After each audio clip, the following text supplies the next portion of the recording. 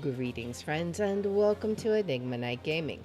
My name is Liara, and I will be your guide in today's adventure. Today, we're playing the Great Ace Attorney Chronicles, and in today's episode, we are finally going to face down with Dr. Courtney Sithe. What is her connection to Drebber, and what secrets are they hiding? Well, today, we're going to find out. Without further ado, let's hop into the game. Thank you for your attendance at such short notice, Dr. Sithe. I'm disappointed in you, Lord Van Zeeks. You've completely betrayed the agreed policy of both Scotland Yard and the prosecutor's office. Betrayal is not in my nature, as long as the truth isn't compromised. If it is, if there's even a hint of wrongdoing, then no matter whom it concerns or disgruntles, I will pursue the matter to the bitter end, as would any prosecutor worth his salt. She feels guilty, maybe? Mr. Drebber, you took the victim's life by means of a machine that you constructed in your workshop. And Dr. Sithe, as the investigating coroner, you were the first on the scene to examine the victim's body. It is the belief of the defense that you collaborated with each other and were both complicit in this crime. And where's your evidence? At present, we have no definitive evidence, but we do have a very significant clue. What are you talking about? I'm talking, of course, about the waxwork. Yep, this guy, right? This model of the killer, known as the Professor, who was sentenced to death 10 years ago. You don't need to tell me. I witnessed the man's execution with my own eyes and officially pronounced him dead. And that remains to be seen. Is that so? According to the newspaper reports from the time, on the nights following his execution, the killer came back to life. Tisk, don't waste my time. And the sole witness to that mysterious event was you, Mr. Drebber, wasn't it? He's still just like frozen still. If what you saw in the graveyard that night 10 years ago wasn't some chilling fiction but reality, it would make you privy to a very great secret of Dr. Sithe's. A secret so profound it could compel the coroner to agree to collaborate in your evil scheme, in fact. He's like, I plead the fifth. Mr. Drebber, tell the court. Tell everyone the truth of what you saw that night in Lowgate Cemetery. He's like, if I must. So he was the student who saw it. You can see the resemblance actually, can't you? With the man in Madame Tussauds museum. Surely he's not going to claim that's what he really saw, especially not after all these years. He was a research student at the University of London, was he? And a bit too clever for his own good, if you ask me. Oh boy. What an interesting twist. When at the time, not one person would take me seriously. Yet now, here we are 10 years later, and suddenly my very story matters, and in a court of law, too.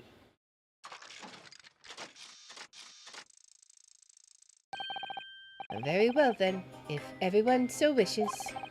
Let's be frank, I'll tell you the truth of what happened that night, for what it's worth. And she's like, oh boy, the side look. What secrets are these two hiding? I'm so curious. So, Mr. Drebber, your testimony, please, about the events of that night 10 years ago. You will tell the court exactly how you stumbled across, and what you stumbled across in Lowgate Cemetery. Yes, of course. As you wish. He's like a clockwork. Oh boy. In the cemetery 10 years earlier. The reason I was in Lowgate Cemetery at all 10 years ago was for a spot of moonlighting, shall we say? Yes, the illustration in that newspaper article was based on what I witnessed that night. But thinking back now, I realized that I never actually saw the professor.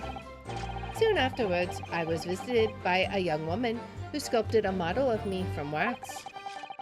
Then I gave up on my dream of becoming a scientist, and it was all because of that newspaper article.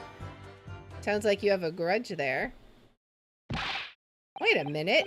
You're claiming you didn't actually see the professor now? Of course, you'd have to have a screw loose if you believed a corpse could come back from the dead. I think you have a few screws loose, sir.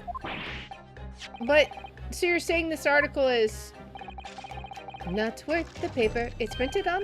I think that would describe it perfectly, yes. Ugh. If the details in the article aren't true, it nullifies your argument for why Mr. Drebber and Dr. Sithe would have been working together. So he's discrediting himself to cripple my argument. Tell me, witness. You claim to have been in the cemetery on some auxiliary business. Can you elaborate? I'm kind of curious too. That's right. Grave robbing, to be precise. As you know, the Lowgate Cemetery is at the rear of Barclay Prison. So, among students at the university, it had a reputation for being haunted by the ghosts of condemned convicts. Grave robbing, you say? Yes, exhuming fresh corpses to sell is reasonably lucrative. Of course, I never laid a finger on any valuables buried with the dead. So, you were one of the so-called resurrectionists, a particularly unpleasant scourge on society. Actually, my fellows and I went by another name, the repurposers. That is quite beyond the pale. That would invite divine retribution, sir. Yes, well, I think I suffered retribution enough. The Daily Circus eventually unearthed my name and put it in print. It caused me a great many headaches. In the end, I had to leave the university. That was the only paper with the bad grace to identify me unambiguously, I might add. I see. Out of interest, who drew the illustration for this article? Ah, yes, that was the reporter who exposed me. He sketched that right in front of me as I described the scene. Did he now? Obviously, as time ticked on, I bitterly regretted what I'd done. Claiming to have seen something I never truly saw. Foolish, very foolish. Well, counsel for the defense, you may proceed to the cross-examination now. Oh boy, let's stretch them defense lawyer muscles. We got a job ahead of us. We gotta recredit him so that our connection is true. The reason I was in Lowgate Cemetery at all 10 years ago was for a spot of moonlighting, shall we say. Hold it! By moonlighting, you mean grave robbing, do you? Surely, you only need look at the graveyard scene and my appearance to gauge the answer to that. The lantern and the spade. But who on earth would want to buy a dead body? Any major hospital. A hospital? In order to better understand the human body, the study of anatomy is crucial to medical science. But there isn't a hospital in the world that has enough specimens to work with, though obviously they can't openly express an interest in obtaining more by dubious means. As aspiring scientists, we young research students had no money to work with, as I'm sure you can imagine. So we made surreptitious arrangements with a hospital via some of our medical student acquaintances. We would never take anything of value from the grave, This was all for the furtherance of science, you see. That's what we all told ourselves every time we stole into the graveyard at night, spade in hand. You realize body snatching is a serious crime. If you were caught, you could expect the gravest of consequences. Pun intended? We students were caught between the hammer and the anvil. We needed funds for research. Professor Harebrain said exactly the same. I'm quite speechless at the apparent levity with which you've revealed this abhorrent behavior. Well, if you wanted to know why I was there at Lowgate Cemetery, that's the reason. But I never expected it to end the way it did. That I regret to this day. Yes, the illustration in that newspaper article was based on what I witnessed that night. The strange happening at Lowgate Cemetery, which you now deny. Not entirely. I ran to fetch the police at the time, you know. I was shaking like a leaf. But they didn't believe a word of it. In fact, I was very nearly arrested myself. So you went to the papers instead? I started big with the London News, but unsurprisingly, they didn't want to know either. In the end, though, it was reporters from the gossip rags, the gutter press, that came to get my story. And it spread like the plague through the capital as gossip-hungry Londoners lapped up the tale. The story was in every single paper at the time, with the exception of some broadsheets. And yet, only 2 or 3 of them actually interviewed me personally. Most of the accounts turned out to be very interpretive ghost stories. What about the article in the Daily Circus? That particular journalist found me at my dormitory. I don't know how, but he discovered my name. So I recounted to him exactly what had happened that night. Okay. And from your description, he drew this illustration? Precisely. That's how I learnt that the condemned man was the infamous professor. Because the reporter told me so. I had no idea myself, you see. Newspaper reporters are wont to snoop around in matters that don't concern them. So the scene portrayed in the illustration is accurate, then? Hey, Toad, welcome in. Well, what?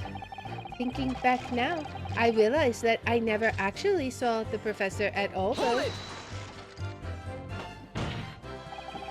What are you talking about? I think I explained already, didn't I? Lowgate Cemetery is at the rear of Barclay Prison, so it was renowned among us students at the university for being haunted by the ghosts of condemned convicts. For some absurd reason, I was scared of the graveyard at night. I wonder why. You spend the time telling ghost stories? And as a result, only too willing to believe that nonsense about the dead coming back to life. But you said you actually saw it. I said what I'd seen in my mind's eye. Then why'd your hair turn right, my guy? After all, resurrection is impossible, isn't it? You'd have to be unhinged to think otherwise. But do you? I wonder. I don't think so. Unless, of course, you have some evidence that proves I encountered the professor that night. I mean, your hair turned white. He literally scared the color out of your hair. I don't know. Is there any material evidence that could show he really did see the professor? If we have anything at all, Mr. Naruhodo. I know, I need to present it against that irritatingly backtracking statement of his. The point is, that night was a pivotal moment in my life. Soon afterwards, I was visited by a young woman who sculpted a model of me from wax. Hold it! That young woman being Madame Tussfells, of course. Precisely. I must say, I didn't expect to run into her again like this 10 years later. As I have explained, I went by the name published in the article, and comme ça, I found the man. Yes, the article in the Daily Circus, I think you said. I was a poor student, with barely a penny to my name at the time. And the young lady put £5 in front of me. So you readily consented to having a waxwork of yourself made and gave permission for it to be put on display. I did. I should sell what little I had to sell, I concluded. Ah oui, I remember now.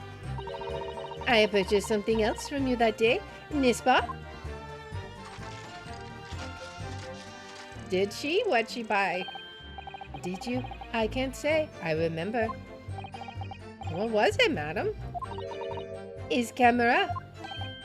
Ah. Oh, yes. I made a point of taking it with me wherever I made an excursion into any cemetery. You took a camera with you, sir? To what end? To record the details of the bodies I disinterred. I wonder if we can find the film. But I had no intention of ever visiting a graveyard again after that night, so I sold it. I see. But I still have it, monsieur. It is part of the special exhibit in my house of horrors. I am very meticulous about such details. It is the Tuspel's way. It would seem, then, that this is the very camera Mr. Drebber took with him to Logate Cemetery on the night in question. Yes, interesting. Alright, so maybe we can find something about that then. We gotta examine the camera again.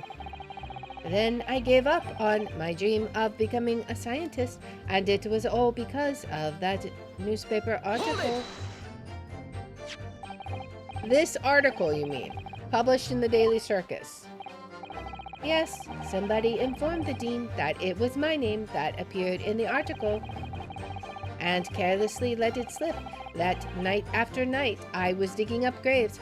Hardly a model student, you might say.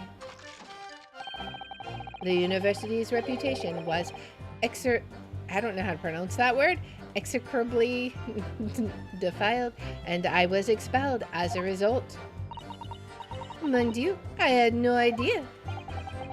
And having been run out of university, you found employment in a somewhat specialist trade.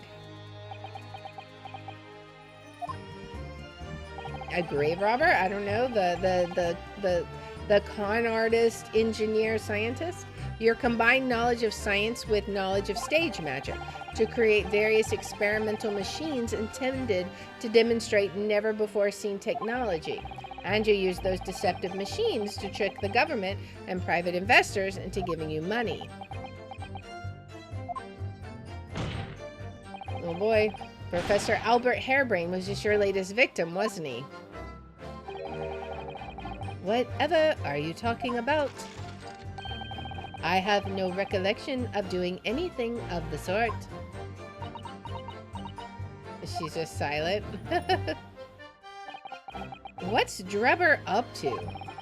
Why would he suddenly change his tune and recant his claim? I wonder if it's because his circumstances have changed now. What circumstances? Well, if he admits to having seen the professor emerging alive from his grave 10 years ago, it will expose a secret in Dr. Sithe's past that she would desperately want to hide. Yes, of course. If Drebber and Dr. Sithe are working together now, then if Drebber were to betray her, there would be no reason for her to continue to cooperate, right? In that case, there's only one way around it. I'll have to prove he really did see it. Prove he really did see the professor's corpse coming back from the dead as he originally claimed.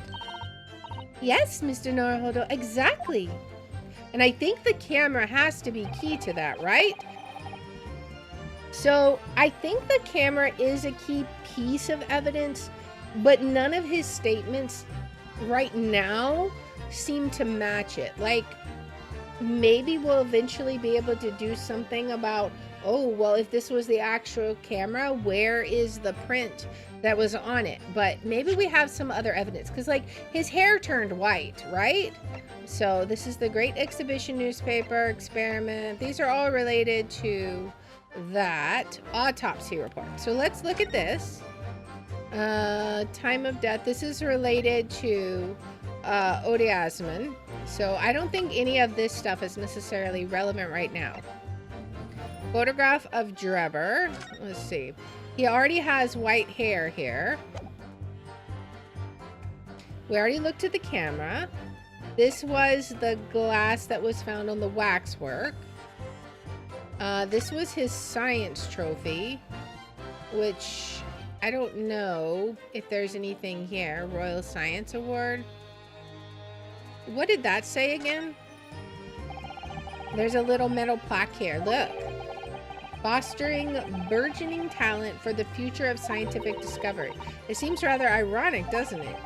But Mr. Drebber really was a very talented scientist. Okay. So, and then we have the waxwork head. What else do we have? This was death by hanging confirmed at midnight. Okay. What else do we have? Drebber's contract.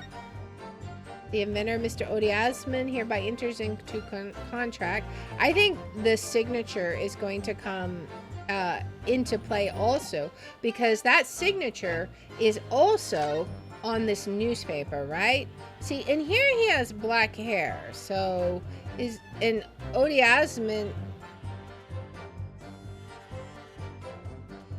Wait a second. If it was based on the person who sketched it, that's Odiasman. Oh, I'm starting to see the pieces come together. So if Odiasman was like the loose end between their little conspiracy, thinking back now, I realize I never actually saw the professor at all, though. So if you didn't see the professor, then explain the newspaper article. Like, why? I just, this clearly contradicts that statement. Sorry, Mr. Drebber, but I don't believe that. Don't believe what? Your latest claim. You did see the professor on that night 10 years ago. Oh dear, we seem to be at odds, but I was there and you were not. I know what I didn't see. The illustration with this article was drawn based on what you told the journalist that you witnessed. A figure emerging from a tomb, wearing an iron mask. Yes, when the killer was tried 10 years ago, it was decided in the closed court's ruling that the man would wear the mask to hide his identity. So if it was in a closed court, he wouldn't have seen it, right? That's how we know that that detail is true.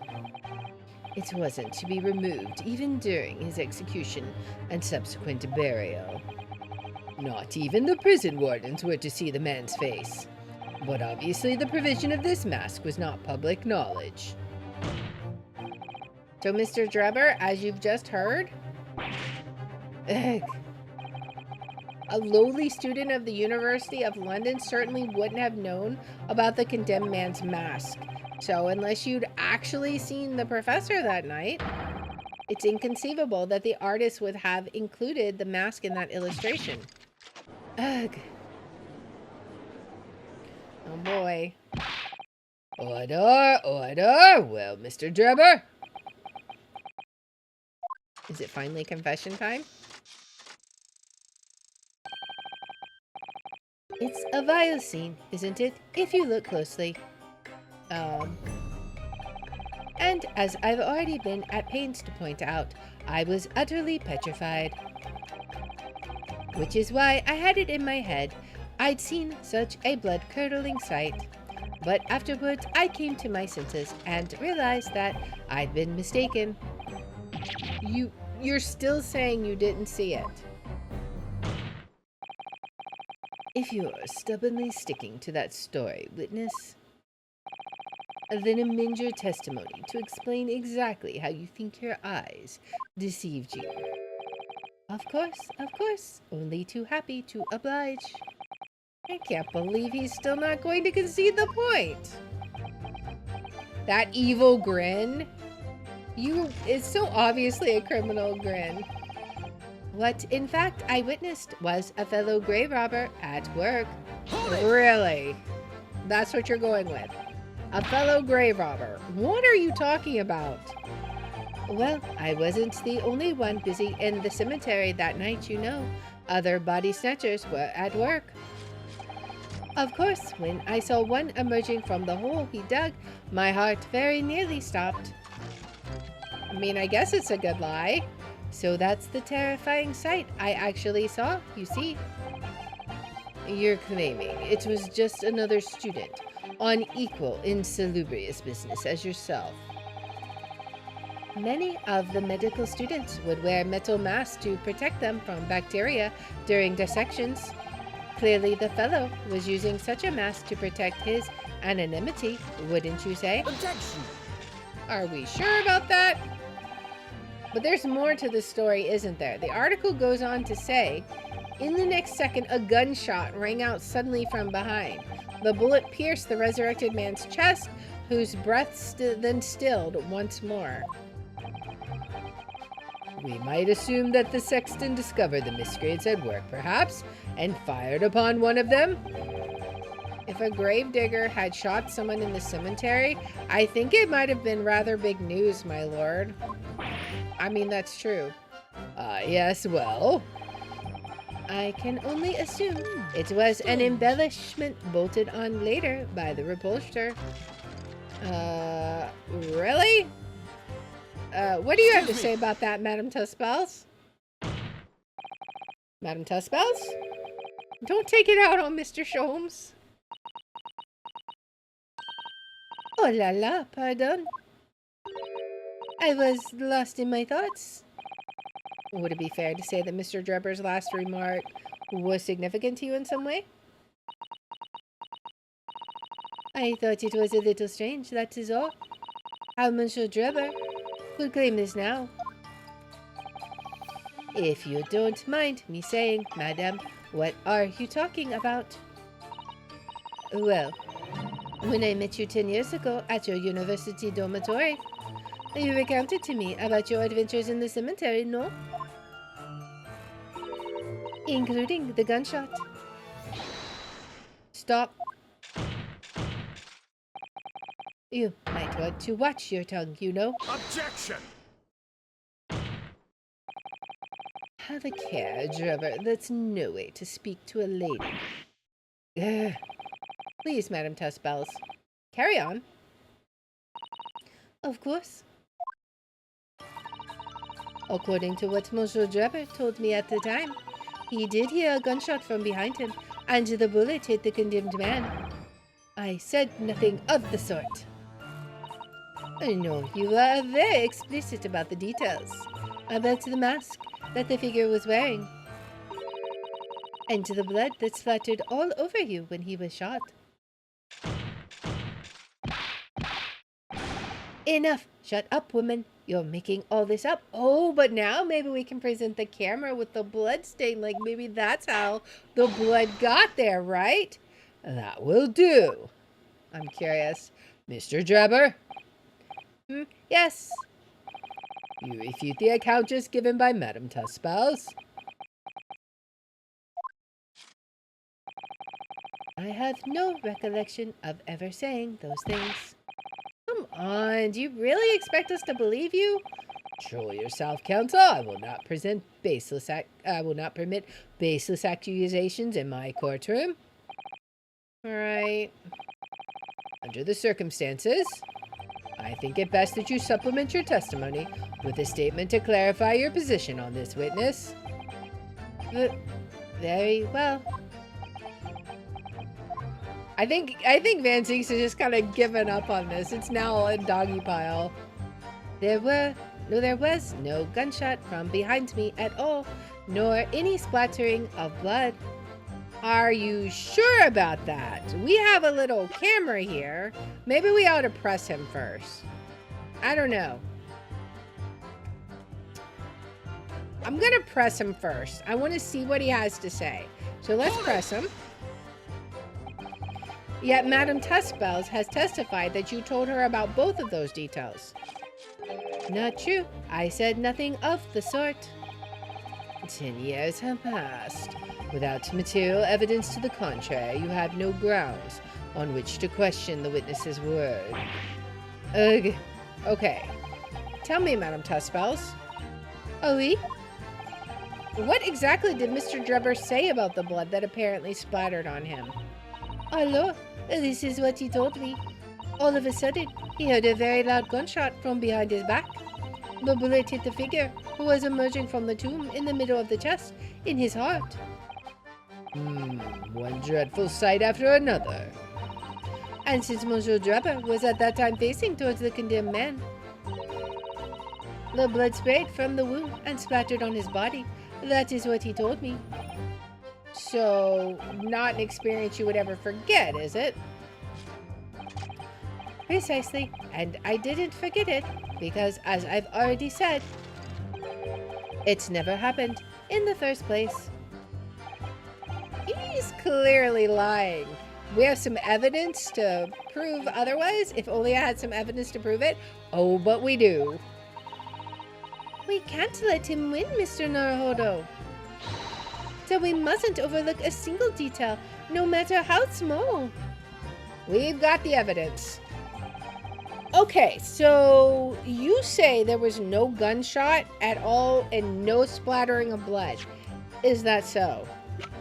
I have the actual camera that you used at the blood scene, or at the scene of the crime. It has a blood stain. Objection! Mr. Drebber, do you remember this camera? That is the camera from that fateful night. Yes, we borrowed it from the House of Horrors. It's the camera you took with you to the cemetery that night, Mr. Drebber. And is that supposed to be significant? Yeah, it's just a little bit significant.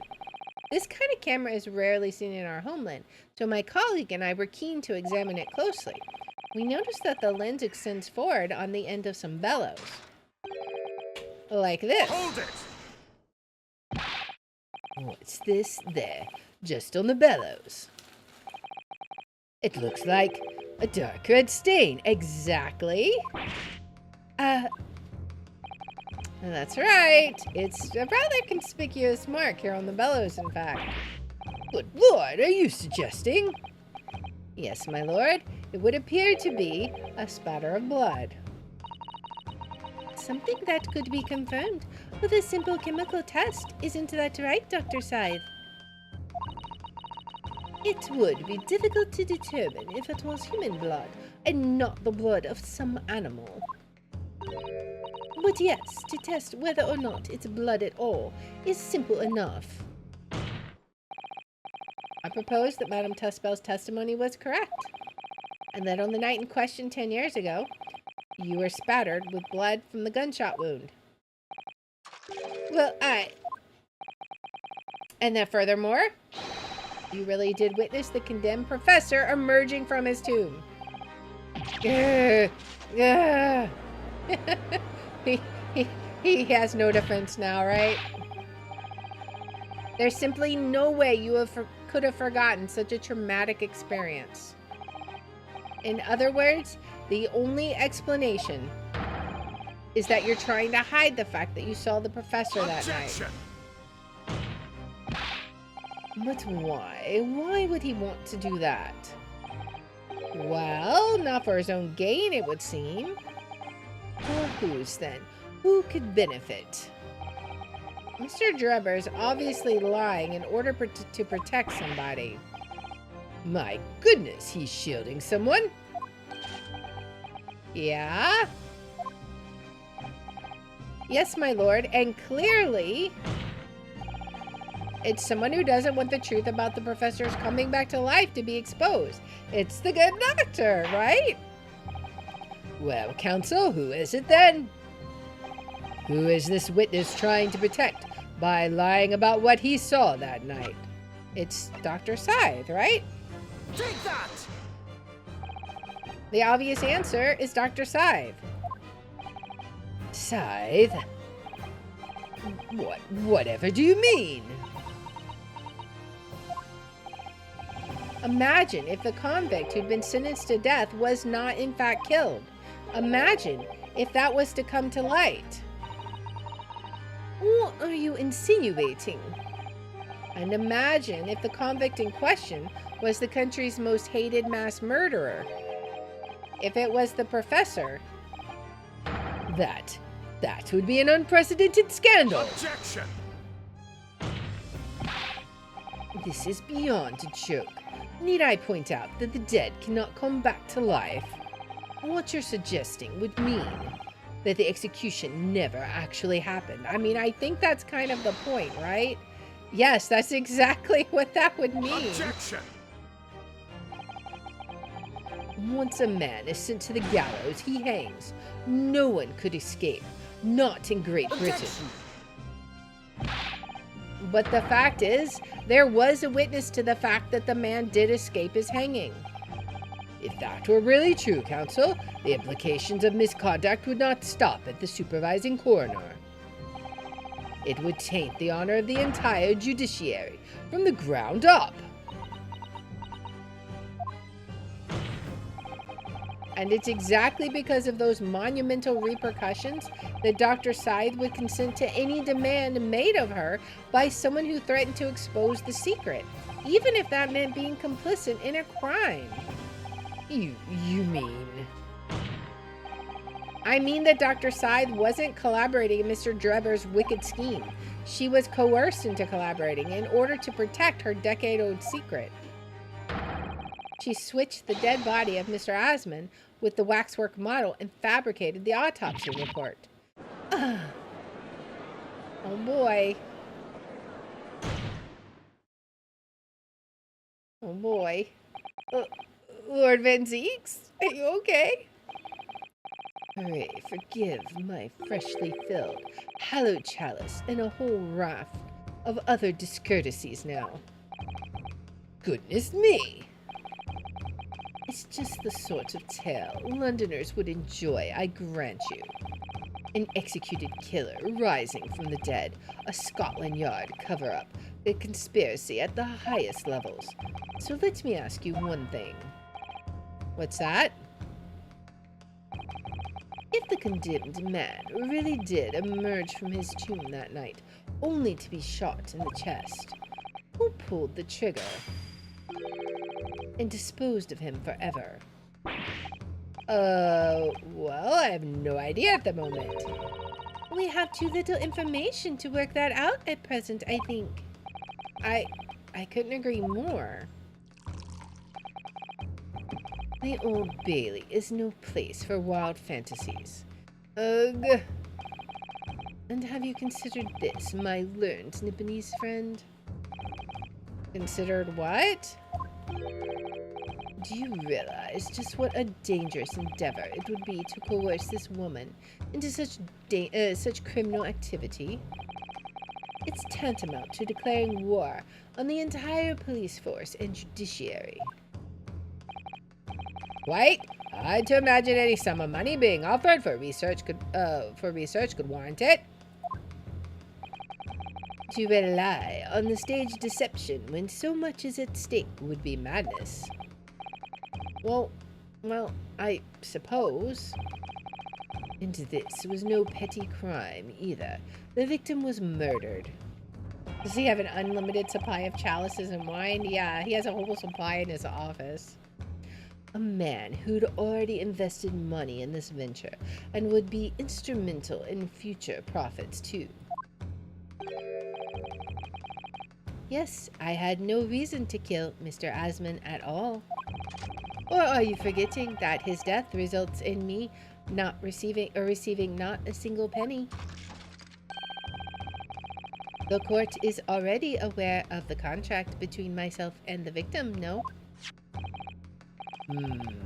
There is a contract, that's very true. The motive for this case runs deep, though. Using threats to force the head of forensic investigation team to cooperate is extreme. Especially for a government grant he had no guarantee of receiving in the first place. If the research grant was the aim, taking Mr. Osmond's life away would have made no sense anyway. Which means Mr. Drebber's motive wasn't money at all. He was just trying to kill Mr. Osmond. But why? What was his motive then? Your time is up, my learned friend. I'd say you have one last chance before the jury lose their patience with this charade. Let's see if you can back up your heady proposal, shall we? There goes another one. How do you explain why this engineer would throw all caution to the wind and threaten his own country? At this point, I'm not prepared to listen to more of this outlandish conjecture without proof. So, counsel, present your evidence. All right. Who exactly was Mr. Osmond to Drebber? There's a connection there that no one's seen yet. And I'm going to have to present 2 pieces of evidence to show what it is. Yeah, okay, so that's going to be the contract and the paper then, right? Yes, my lord. The evidence that establishes a motive and explains why the witness wanted the victim dead is right here. Okay, so first we have to present the contract because this has Odie Osmond's signature on it, right? So first we present this, right?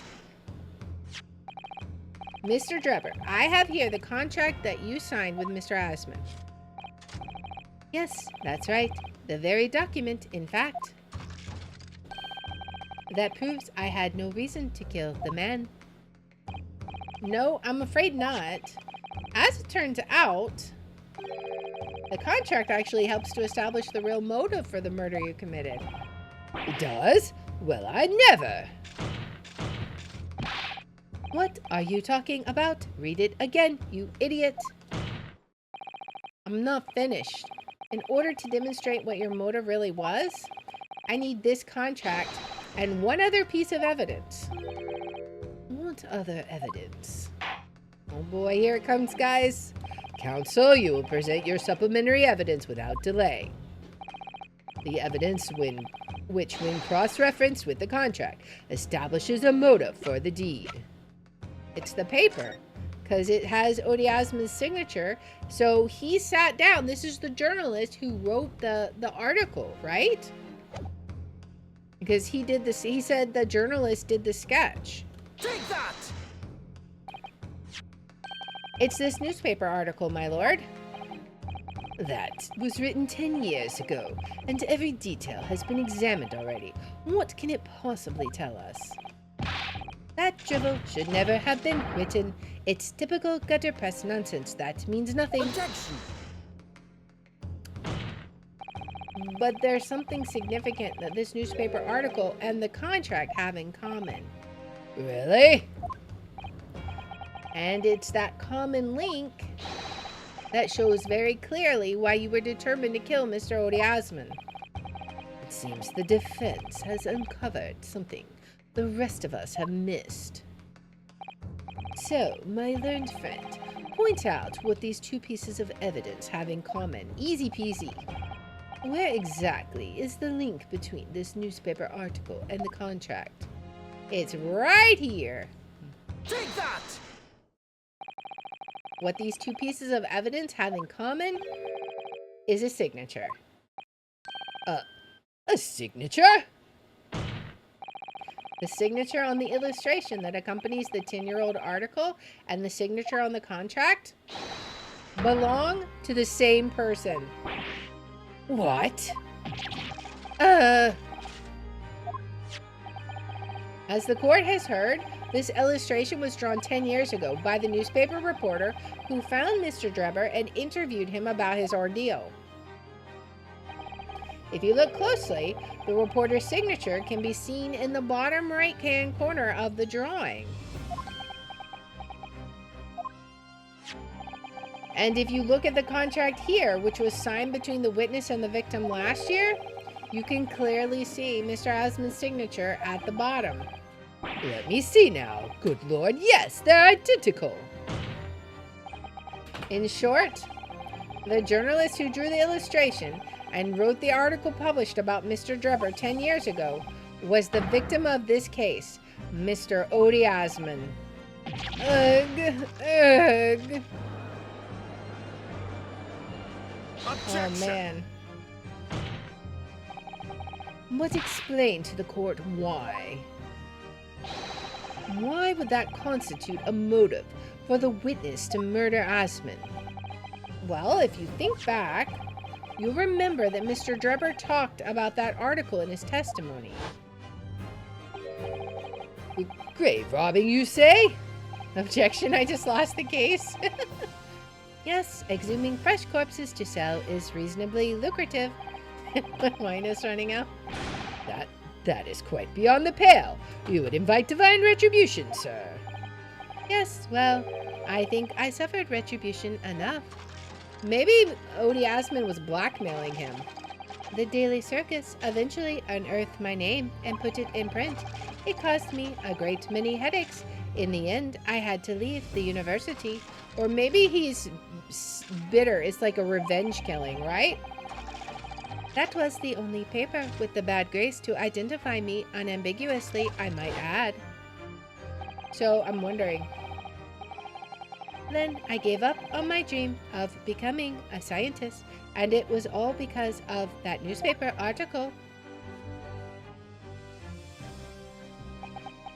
So we think he killed him because of revenge, because Odie Asman dug up his name and ruined his scientific career, right? At the time, you were a student at the University of London who dreamt of becoming a scientist. However, this single newspaper article changed your entire life. So Mr. Asman used to be a newspaper journalist, did he? He did, my lord. In fact, it was a widely held belief that that Asman managed to position himself at the heart of his criminal network, thanks to the many dubious connections he made during his time as a reporter. So you had to give up on your dream and leave university. You lost everything. Eventually, you found yourself working in the field of science, but only in the shadows. And all because of that article written by Mr. Asman. Enough. Oh boy. Stop this endless drivel about my life. What? Explain yourself, Mr. Drebber. Yes, it's true. I had to leave the university as a result of that article. But it was just the straw that broke the camel's back. What do you mean? Almost every student of science in the faculty was too poor to actually conduct any research. But they struggled on with their hypotheses anyway. We all did, only to have them taken by vultures. Sooner or later, you knew your ideas would be stolen and patented by some wretch or other after all. Good gracious! Making a name for yourself as a scientist in a climate like that was a miracle only a select few geniuses could ever hope to achieve. But you have a trophy saying you managed to do exactly that, sir. Personally, I wasn't one of those geniuses, so it was hardly a wrench. Being forced out of the university because of Lowgate was the best thing that could have happened to me. Objection. Mr. Drebber? Do you genuinely believe that? Of course I do. Who's better placed to know whether or not I possess a talent for science than me? I'm sorry to say that your words don't ring true at all. How How dare you? And I have evidence to prove it. We have a trophy, a big ol' award trophy. How are you in a position to say anything about me? I don't know you from Adam. What these banisters made of is the most solid thing on the planet, exactly. Fine, if you think you have evidence, go ahead, show it. What could you possibly have to disprove the idea that I was happy to leave the university because I lacked talent? Well, you see, we had this nice little trophy, Royal Society Award, that was given to you. So we'll just be presenting that one now. Do you remember this, Mr. Drebber? We found it at your workshop. Is that a Royal Society trophy for excellence in science? What exactly is this trophy, Council? It's the greatest honor that can be bestowed on a young scientist, my lord. There is no higher accolade. It recognizes emerging talent and promises a bright future. Good gracious! Your prospects for the future were excellent, weren't they, Mr. Drebber? Because even then, you were a genius in your field. But you lost everything. You had no more future. Your talents would go to waste. All as a result of this one newspaper article that destroyed your life. I don't know when you realized who Mr. Asman was, but when it dawned on you that he was the same journalist who 10 years ago ruined your life, it's abundantly clear that you had no intention of forgiving the man. I mean, we've kind of figured out who committed the murder. Shouldn't that, like, free our defendant here, you know? The truth is, finally he's going to fold. I seriously doubt it. Like, really? You really believe that? You're very naive. I think Susato's less sure. He can't even say anything. Somebody interrupts him. Uh-oh. Huh. Fine. Clearly, this has run its course now. What? I admit it. All of it. What? What are you doing? It's exactly as the Japanese man said. I was coerced into going along with this man's plot to murder the victim, on the condition that he kept my dirty secret from 10 years ago. No. Good Lord! The judge is just like super flummoxed by this whole case. Dr. Sithe, do you realize what you're saying, woman? It's all true. That day, when I arrived at the Crystal Tower and saw the birdcage, my heart nearly stopped beating. That memory from a decade ago that I'd done my best to bury deep inside myself. It was the professor again, staring me in the face.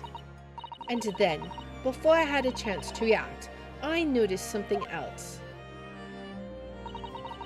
There was a note tucked inside the model's jacket. Dr. Sithe, you will go along with my plan. From someone who knows the truth about what really happened that night 10 years ago. Oh man, are we gonna finally hear the truth? All the instructions were there in the note. Every detail was meticulously written out. I had no choice but to do what it said. I made the necessary alterations to the scene and fabricated the autopsy report as instructed. There was really no other choice.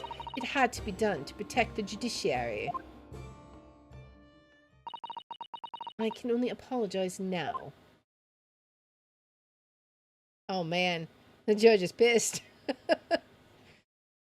Like, everyone's just like letting that sink in. Why on earth would you buckle now?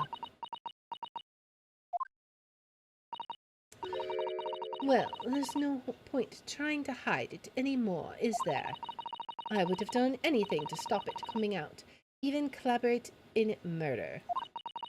But the great lie about that execution 10 years ago has been exposed.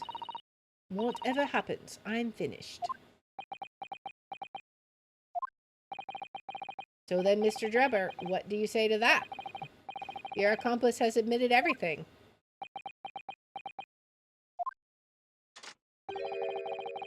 Surely it goes without saying. You admit your part in it too, then? Of course he's not. I admit nothing at all. What? I mean, raise your hand if you were surprised. Have you forgotten that the kinesis machine was ripped to shreds by an explosion? Short of me admitting to a crime, there's really no possible way for you to prove I did anything wrong. No? Are we sure about that? Order! Order! Order! Whatever this man says, I admit to everything. He threatened to expose my secret, so I went along with his plan. And Lord Van Zieks? Yes?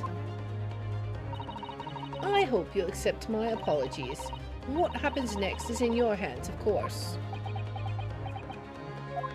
Oh boy. I have heard more than enough now. I hereby present the final findings of this court. This trial is not the proper forum in which to pursue the alleged wrongdoings of Mr. Drebber. The defendant is Professor Albert Harebrained. That's what I've been saying. Like, if we proved it wasn't him, the trial should be over. Right? Very true. It had slipped my mind. Isn't he one of your closest friends, though?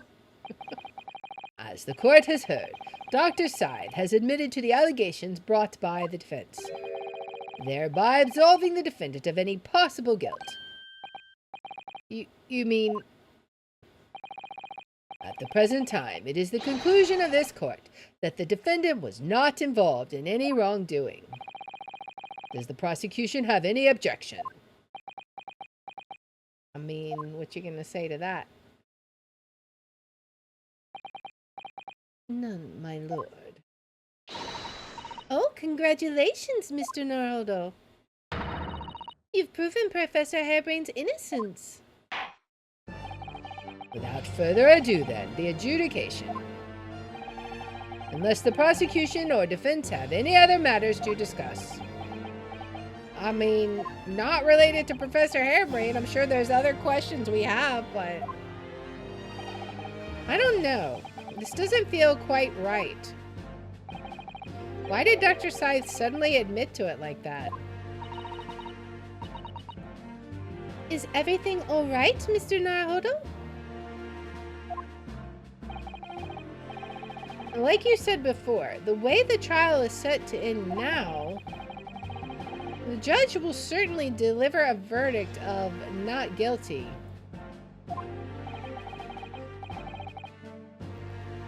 But is that what we really want? What the defense should be pushing for now is...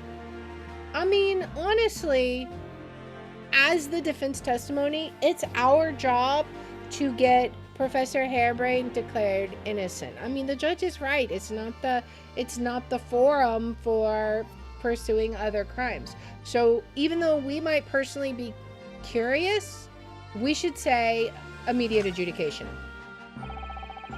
If the judge gives his verdict now, Professor Harebrained will be found not guilty without any doubt. Is something troubling you, perhaps? Yes, but it's probably nothing. In the antechamber, during the recess earlier, I did give Mr. Sholmes my word, though, didn't I?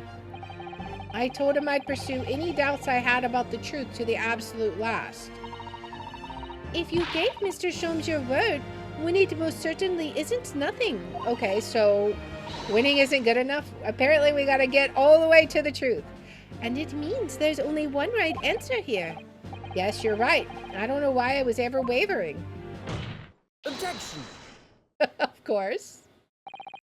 The defense objects to the trial ending at this time, my lord. I beg your pardon? I beg my pardon, too. We demand one final testimony. One final showdown. What?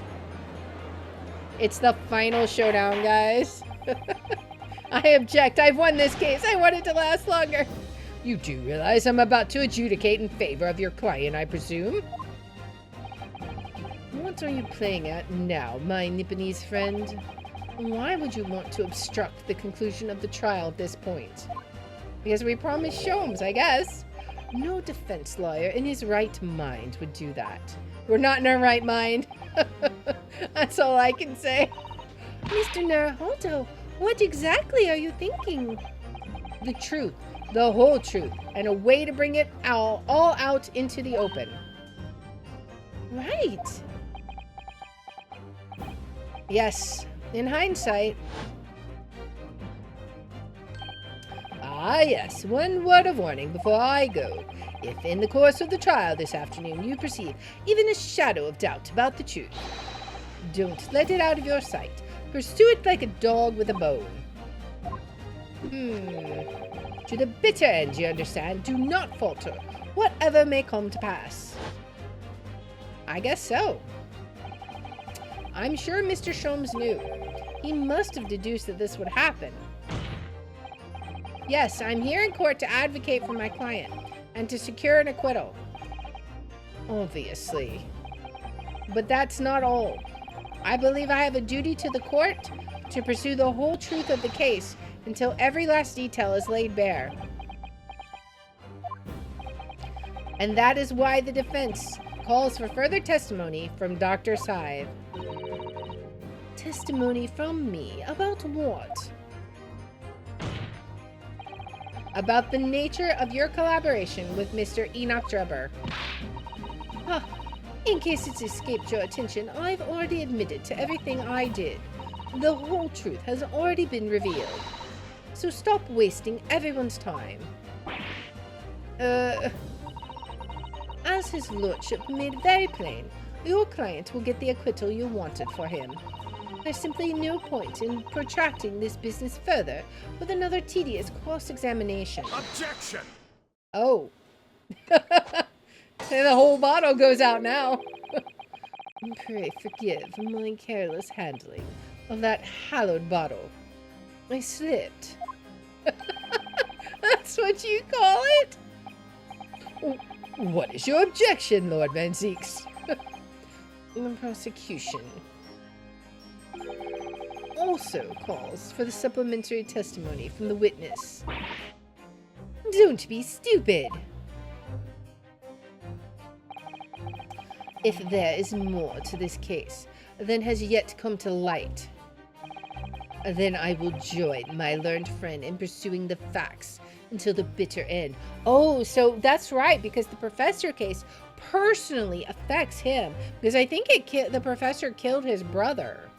So, yeah, he's got a dog in this fight. You what? Lord Van Zieks? This is most irregular, to say the least. However, as the prosecution also calls for it, I will uphold the request. If it was just us, he'd been like, screw you. Dr. Sithe, you will testify for the court, explaining the full extent of your involvement in the murder apparently committed by Mr. Drebber. Aye, very well. All right, where we are going to take a pause there and leave it on the most epic cliffhanger ever. And it will definitely be time for the final showdown in our final episode of this case next time. So I don't even know what to expect from Dr. Sithe's testimony. When we finally learn the truth about who the professor was, maybe Van Zeeks will finally get some closure.